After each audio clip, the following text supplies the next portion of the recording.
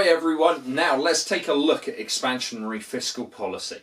So, at times in the economic cycle, the government may determine that the automatic fiscal stabilisers are not sufficient for the economy to rebalance in line with that trend rate of economic growth.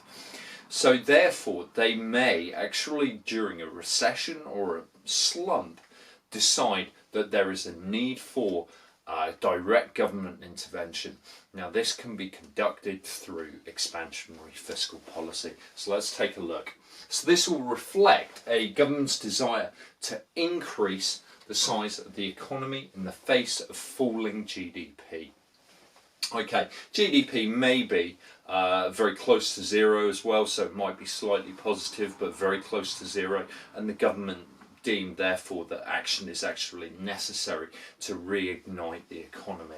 So this can take place in two ways really, okay, but it is likely firstly to be through government expenditure, increased government expenditure. That of course is an injection into our circular flow of income.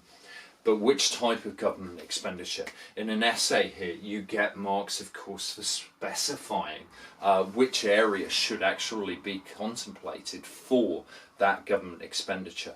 Should it be in current expenditure, payments to staff? So should you give all public service workers a pay increase? Should you recruit more? Well, you've got to think about the longer term implications of doing so. Instead, you might want to go for government or capital expenditure. So that's direct investment in capital goods, as well as in the infrastructure, as well as the public service institutions such as education and healthcare, of course. Or alternatively, you could be looking at tax cuts, but where? Direct taxation on incomes or indirect taxation, and what will be the relative merits in each of those areas. So you will be rewarded by actually specifying where this fiscal policy, this expansionary fiscal policy, can be used. Okay, so that's an important point to be aware of. So all in all, expansionary fiscal policy helps to combat a negative output gap. So let's take a look at the diagrammatics for this. Now I'm just using a short run equilibrium output model here on our ADAS. So at times in multiple choice questions you might see a scenario such as the one we're going to run through.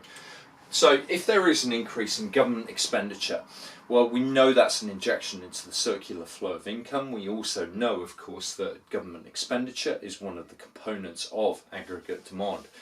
AD equals C plus I plus G plus X minus M.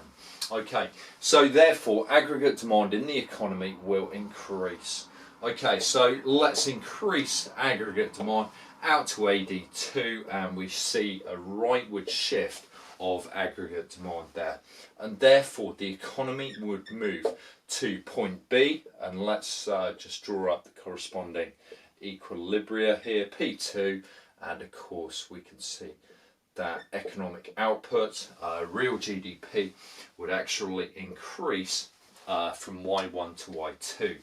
Okay, now what's also interesting though is if there is perhaps cuts in direct taxation, you may actually incentivize some staff to actually, or some currently unemployed workers to actually accept wages at a lower rate, as would be suggested by the classical school of economics, and you may therefore determine that aggregate supply would also increase because those workers are now incentivized to actually re-enter the workplace and participate in the labour market.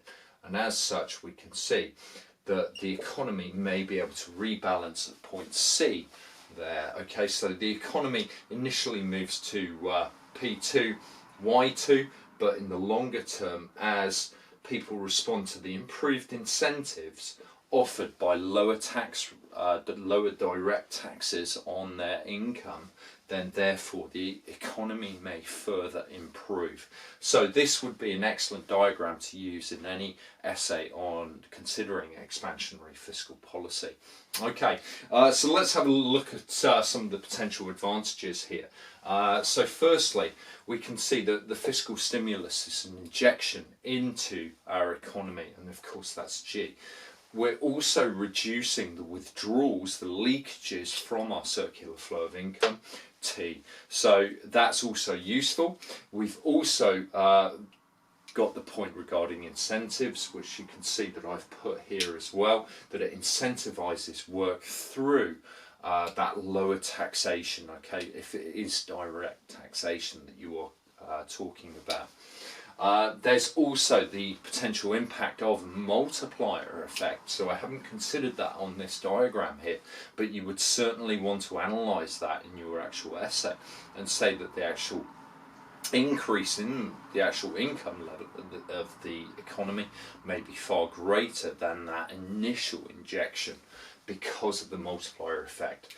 Yeah, so it incentivises work, as we've said, okay, and potentially there's the potential, depending upon the type of government expenditure that is being undertaken, to actually boost the long run aggregate supply curve as well through, for instance, capital expenditure there, capital expenditure on infrastructure projects and so on. But it could also be that your reduced taxation could come in the form of reduced corporation tax. Controversial, but that may help to stimulate investment in capital goods or in developing productivity, also research and development, which may help to improve the longer term productive capacity of the economy.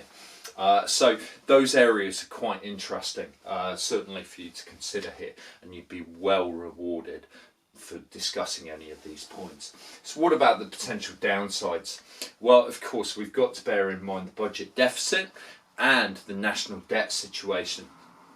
There's also the concern regarding the financing of this deficit and the national debt as a whole. So if the actual level of the deficit for a given country is relatively low, and previously they have a reputation for managing their finances, their fiscal finances well, then the economy will be in a position to actually borrow money in most circumstances. However, the bigger the fiscal deficit gets, the more difficult it will become to finance that deficit and the total national debt.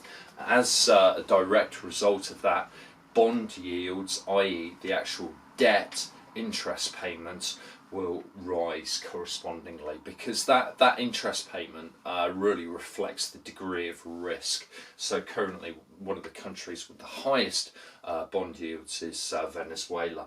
The reason being because there is a high risk of that government actually defaulting on their national debt and not paying it back, just as Russia did in 1998. Okay, then we've also got to consider that not all countries will necessarily have a high marginal propensity to consume, and therefore their multipliers may be far lower than perhaps the UK is. So this is an excellent point to consider. That initial injection of government expenditure may not be that productive or lead to that much more of a multiplier effect if the multiplier is small.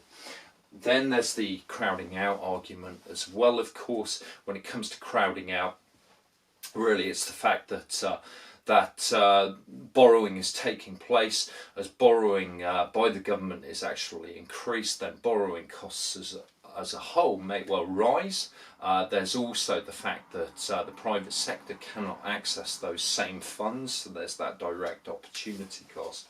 So there is a crowding out effect as well, which could potentially take place. Then government expenditure, well, free marketeers argue that it's inefficient, okay, that they may have to choose particular locations for their capital expenditure, and they may thus be accused accused of picking winners or picking winning locations. And then there's the risk of government failure, the government actually making the situation worse by perhaps running too high a level of national debt and that becoming unsustainable. Okay, so let's finish this up in style then with some evaluative points. So the impact of any injection into the economy is likely to depend upon the size of the multiplier, of course.